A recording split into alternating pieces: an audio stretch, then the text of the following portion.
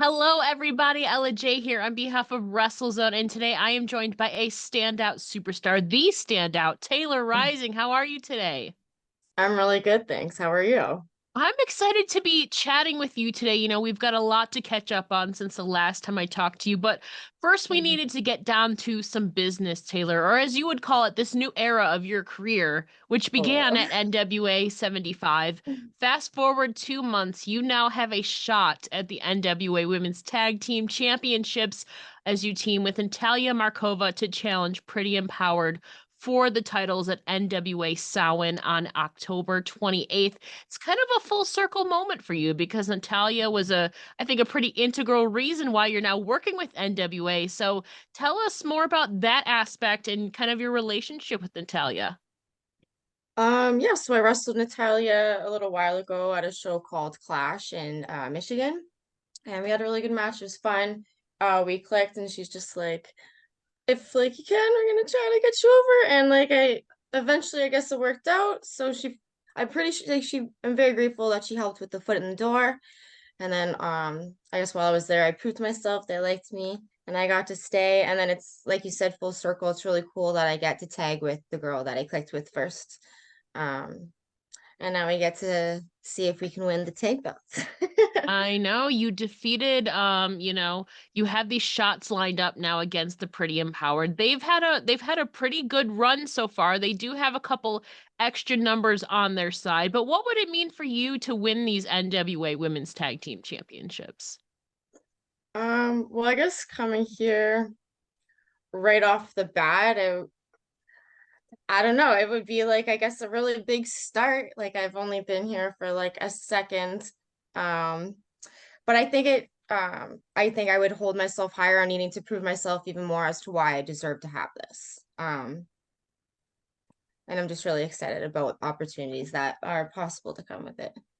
Yeah, like you said, you've been here for about 2 months now. It's crazy, You've already gotten some really cool opportunities. You're getting a title match. You are not the only woman on this card. We also have Ruthie J challenging Kenzie Page for the NWA Women's Championship. I know you're still fairly new to the NWA, but what do you think of this matchup and Kenzie's run as champion so far? You were there the night that she got crowned as champion. So, what is your assessment of her reign so far? Well, if Kenzie, first of all, like the match was awesome, definitely deserved it. I was there watching it, and I was watching her girls watch the match too, and they were so hyped for her. But then when it comes to Ruthie's actually I think the second girl that I clicked with there. Yeah. We were roomies. So I'm gonna root for my girl Ruthie, and I really hope she kicks ass and that she conquers. Yeah, I feel like coming into this division, Camille was leading it for a long time. You got there basically the day before Camille was dethroned. How is going into this division that Camille has led for 2 years now, and now it's under Kenzie Page? I feel like maybe there's a little bit of pressure going into it because, it's just been a really dominant division, I feel. So what do you feel about the NWA women's division as a whole right now? How do I feel about the NWA's division? I think all the women are very strong competitors. Like you said, Camille had the belt for a very long time. She's a very dominant woman in the division. And then with Kenzie being able to beat her also shows her dominance, her winning, defending her belt, proving it. I think it sets it high because now obviously that's what the point is. That's what we're all going for. But I feel like I need to make my way up and maybe prove myself with Camille first. I don't know if that's setting it too high, but gotta make your way up to the champion. Um, yeah, I would love to wrestle both of them and see what happens. I mean, wrestling, if you can defeat Camille, that itself would be huge. There's really only been one woman who's really been able to do that, that being the current champion. So, I mean, that would Correct. be a huge feat for you. But right now you're focused on the tag team titles for right Correct. now. And now it's interesting because the timing of this pay-per-view is also right before Halloween. So I wanted to talk to you a little bit about spooky season with you. So, Okay. I mean, I don't, for me, I love spooky season. Are you really into the Halloween season, or how would you assess your interest in spooky season? I definitely love it. I'm not like I know there's some people who like are 0 to 100, like Yeah. dress up, go all out. I'm definitely not like that. Not opposed to dressing up. I love it. Love the movies, love the idea of dressing up. Maybe we'll be dressing up uh at the next pay-per-view. We'll see what happens. No, I love it. I love the whole vibe to it. If I was young enough to go trick-or-treating, I probably would, but I'm old enough to buy my own candy, but it's just not the same. What is your go-to candies of choice? That is I a know you're a hard very question. physically fit person, but you know, if you're craving something, what is your go-to, Taylor? I definitely am. I love candy. I love junk food. Like I probably still have one junk food thing a day. I'm still as active as you are. I'm still a human being. I need to do the Yeah. crave. Oh my God. If I'm gonna, can I do like one chocolate, Oh one yeah. candy? 'Cause I Yeah. can't. Okay, so for candy, I'm gonna have two. I lied because I can't Okay. pick. I love Swedish berries and I love fuzzy peaches. Those are so good. If Okay. you guys have those there, right? So I think the fuzzy peaches is probably similar to our peach rings. What was the first one? I honestly don't believe what was the first one you said? A Swedish berry. I don't think we have that here. I'm gonna look this Really? up real quick. No, I don't It's think we like do. Maynard's, I feel like. Those are the best ones. They must have it there. Oh no, we don't have these. Really? Wild. Okay, well, if I see you ever, if I ever go to your way, I'm bringing Yeah. you some. So good. But yeah, similar to peach rings, I suppose. Yeah. And then Um, eh, chocolate. Another one you guys don't have. I love coffee crisp, Mm. like coffee flavored chocolate. I don't know if you're into that. Oh my God. And the dairy milk eggs. Those are good too. The Cadbury ones. Cadbury Oh, one. those are Yeah. so good. Those are so good. Delicious. I'm such I have such a sweet tooth as well. So like I eat candy regardless, but it's always nice to have an excuse to eat more candy around Halloween season, you know? Yeah, exactly. Because like it is the season. Exactly. And you know, you said that you like are you a fan of horror movies? You said you kind of are into the Halloween movies. Are you I a kind do. of I do. okay? I love a good horror movie. Like if I'm watching one and you can like kind of guess what's happening next, it's just like because Yeah. nowadays every movie's a little cheesy, but Yeah. even the old school ones, but I appreciate it for their time. But when there's like a new scary movie that comes out that's like actually good, I'm all for it. I Okay. think The What are Exorcist just came out and Oh yeah. I've heard lots of good things about it, so I Mhm. want to see that one. Mm. What are some of your favorite or go-to spooky, mystery, scary movies around this time of year? I like Insidious. Like Classic. probably like the first two. I feel like eventually it gets a little cheesy, but that's okay. I like The Conjuring. I feel like that was one of the first ones that actually freaked me out. Maybe Mm. just with like poppy moments, I'm not sure. Um, and I mean, don't hate me for saying this. I've never really seen much of the original Halloween movies, but I like the remake ones. I should take the time to watch the whole series with Yeah. Jamie Lee Curtis. How about you? What's your favorite ones? Oh my gosh, there's a lot. I mean, Halloween Town's always a classic. Oh Has my I gosh. know. I mean, that's always a classic. That's not really like scary though per se. I've No. seen the original Exorcist and I've seen Night of the Living Dead. Like that's an older movie. I Okay. think it was like Yeah. 60s or 70s. I was also too young to be watching it, but I feel like that's another one. More Yeah. recently though, I mean it's kind of cheesy, but I like Happy Death Day and Happy Death Day 2. I just like I kind of like it the too. the spin on that. She's just waking up every day and like getting like, you know, like He's like, slaughtered. Yeah, I know. It's funny. It's kind of a mix of comedy and horror. That's kind of yes. a recent one. I don't know if you would call it horror, but it kind of is. But like the Megan movie that just came out this year was also so good. I I'll don't have know to if you've watch seen it. it. It's so good. No. I don't know if it's still on Peacock. But after it got released, it was on Peacock for a while. So I'm glad we're kind of on the same wavelength. I like the scarier movies, you know. I'm just all year round. I'm kind of like I like thrillers too as well. That's one of my like favorite genres, you know. Yeah, me too. Especially psychological thrillers, but even with spooky season around, it's just more incentive to watch it, you know. Yeah, I So yeah, agree. yeah, yeah. You know, you mentioned, you know, you're grown up now, but when you were younger, do you have a memorable or favorite Halloween costume from the past? Mm, I mean, in the past, I was your classic witch. I think one Mhm, year I went as like a zombie cheerleader. I don't know. Halloween costumes, no, but I do remember this one time it was a dressing up that I'll always remember. Not Halloween though, but I yeah. was when I was younger, I danced before I got kicked out. I got kicked out of ballet when I was 4. Side note, How do we you okay, we'll get to that story in a minute. Go on. yeah, so for we were I was like 4, I guess, and we had to Yeah. dress up as little bumblebees. We looked so Hmm. cute. I'll never forget it. Mind you, our dance was literally flying out, putting our butts to the crowd, sitting down, getting up, and flying Hmm. out. But for some reason, like I just distinctly remember never taking that off. But as a kid, I don't remember to be honest. But I What remember that one.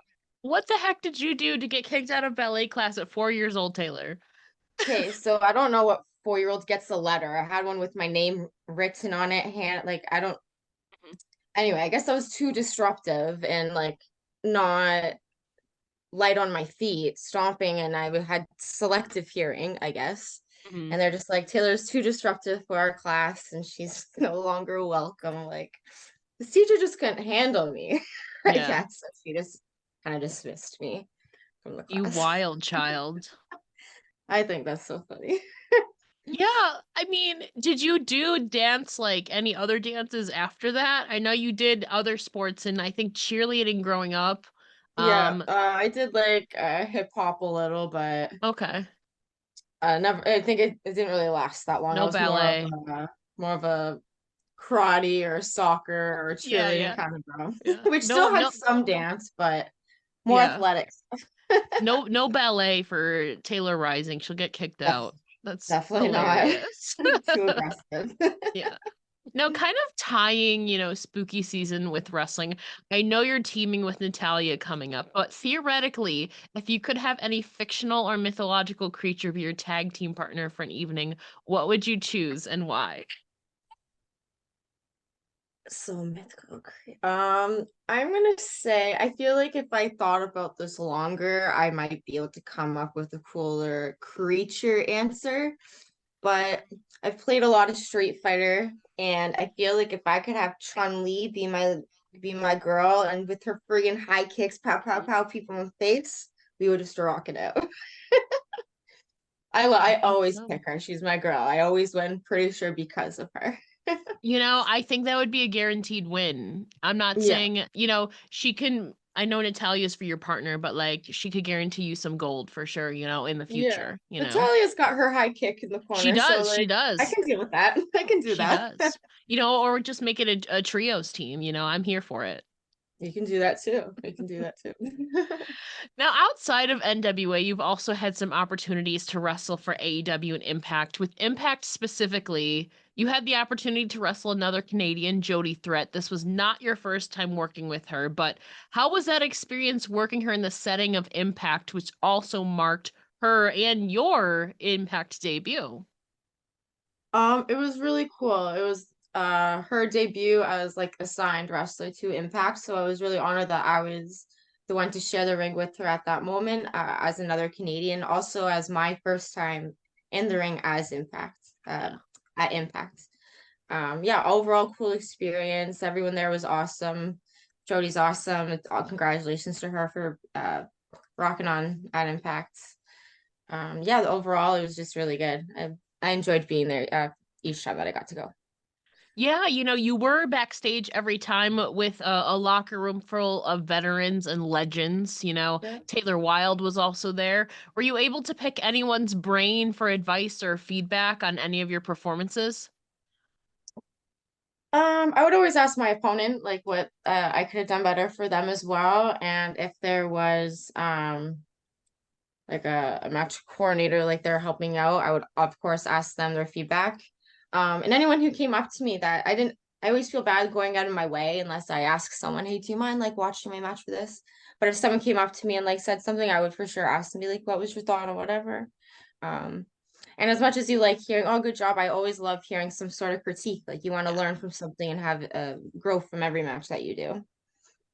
Yeah. Yeah, and for these instances, you took on the name Terrorizing since there was another Taylor Wilde. You are very familiar with. You've worked with her and you've trained alongside her.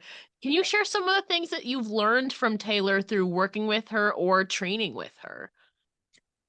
Yeah, Taylor's a cute girl. She's awesome. Very grateful that I got to have two matches with her at Super Kicked. I think anytime that I trained with her, she always wanted to focus on like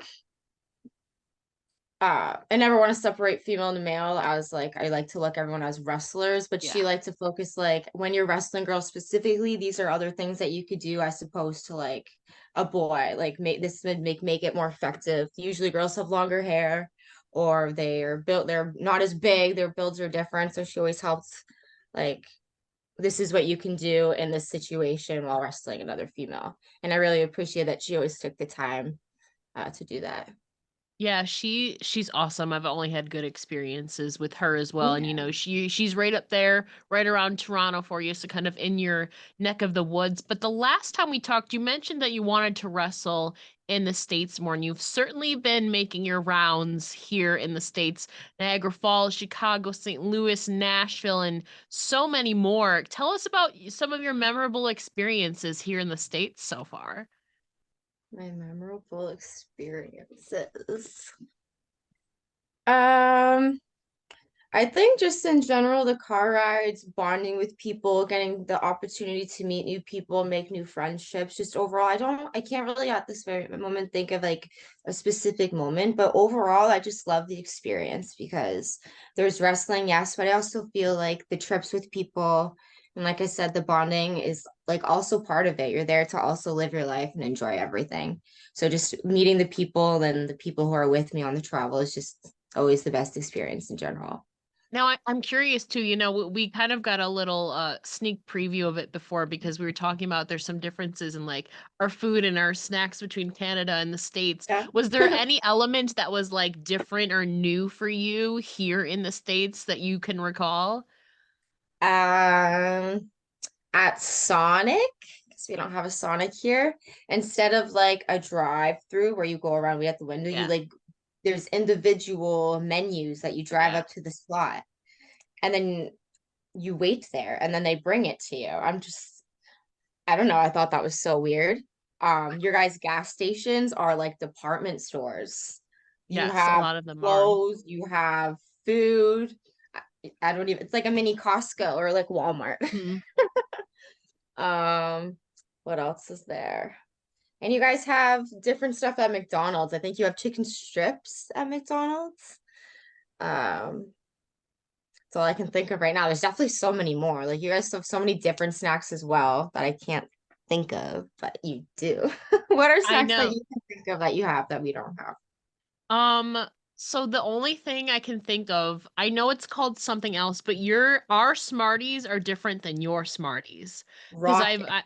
yeah, Rockets, because I have another friend who lives in Toronto, and she's like, "What are you talking about?"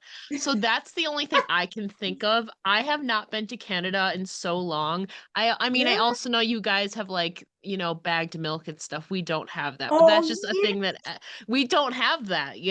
So that's just always like very interesting to me because I'd be like worried I would like burst the bag or like puncture a hole in it for some reason. No, it comes like so in one bag has three Mhm. bags, and then you take a bag out Oh, and put it okay. in your Yeah. plastic container with the handle. Yeah, I so I mean, forgot about that. Yeah. those are the only aspects. I finally can go into Canada because I finally got an enhanced ID. So starting next month, I can go back into Canada. So I will give you an Yeah. updated answer once I go back into Canada. Yeah, because Niagara Falls is right there. Come and I know, they say it's our just side's been I've just been better. so lazy about getting an enhanced or a passport, so it's been a Got long it. time, but I finally Yeah. got it. I finally got my stuff together, Taylor. So I will Okay. give you an updated answer once I go back into Canada. Sounds good. Sounds good. Now you can like take a vacation somewhere I hot if you know. That is true. That is true. want. Part of your journey too is also further crafting your character, your identity and your presentation in the ring. Your moniker is the standout. But can you talk about more about the process of developing yourself in that aspect and who Taylor is as a character in professional wrestling? Yeah, I think that's one thing that I have been focusing on, but like also need to continue to focus on because I don't have like yes, I tailorizing, but I don't have like a gimmick where it's like I'm a professor or I'm have a character Yeah. of like an animal or whatever, like I'm me. So I think just when I say the standout, I think I like being the standout. I like being noticed or doing things that they maybe not think that's happening. Maybe not necessarily the underdog, but someone that's definitely noticed and to not be underseen, I think is what I really like to focus on. I think I've been doing an okay job at it. But yeah, that question has been asked, like I ask myself all the time. My trainer asked me that, and it's always just like I don't want to say I don't know who Taylor Rising is because that's not true at all. But Mhm. it's like I think I'm still finding my way. Yeah, you're about 4.5 years and now. Granted, a lot of that was, pandemic, so a lot of that you were away for a while, so you're still in those development stages of that. But what are some ways then do you think that you make yourself stand out? Um, I think every maybe not so much now, but I know when especially when I first started, I think every match I wore different gear. So it's Yeah. always like, what's she wearing next? What she's gonna I love that. I love when especially like every pay-per-view when a wrestler comes out in brand new gear. I don't know. I always love it. Mhm. You like to look good. Um, I think being like small and having still strong strikes, powerful moves. Um, yeah, and just holding my ground, be mini but mighty. And they're always like, "Oh, she can do that. She can lift that." Again. Yep. You can, That's and it's still, it's still a work in progress. As with anything, even seasoned veterans, are always revamping themselves or, finding new ways to do different things. And, we talked a little bit last time about your ring gear as it pertained to a specific pieces, but what would you say are your general sources of inspiration when crafting or envisioning your ring gear designs? What does that process look like for you? um Pinterest. To be Yeah. honest, I have a board of like when you're like in the algorithm of looking at things, similar stuff comes up. So I'll be looking at like people's drawings of cartoon characters or people's drawings of medieval times or something. And usually that Mhm. people just have funky ideas when it comes to bottoms or so just looking at that and like maybe putting a couple things together.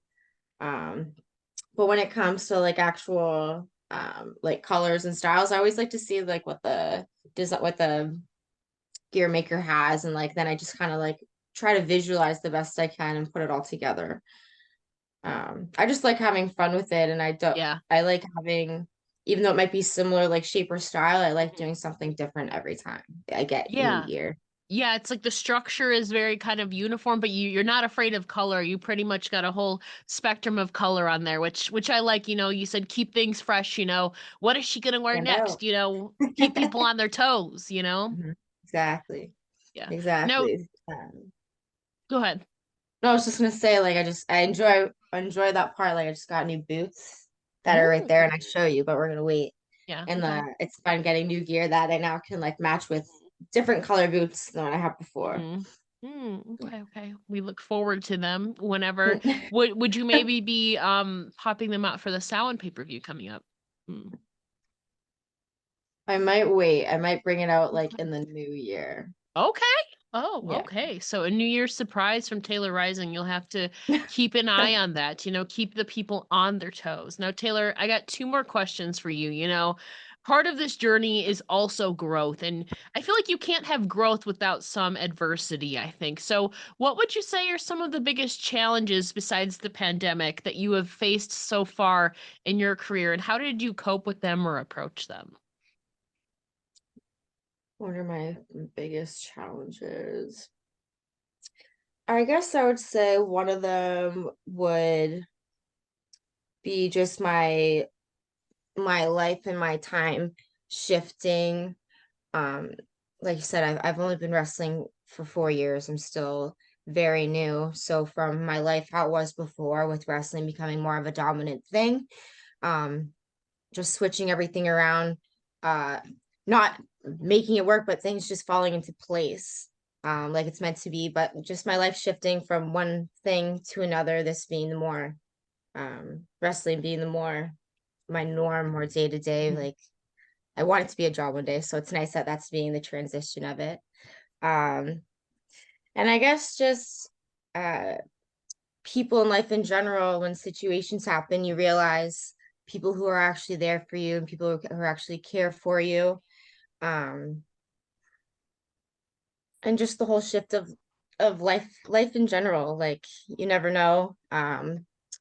You never really know who's there for you, like I said, until situations do happen, and then you have to just make everything work. And I'm getting lost in my words because like I'm thinking about situations now that might Yeah. like happen or whatever. But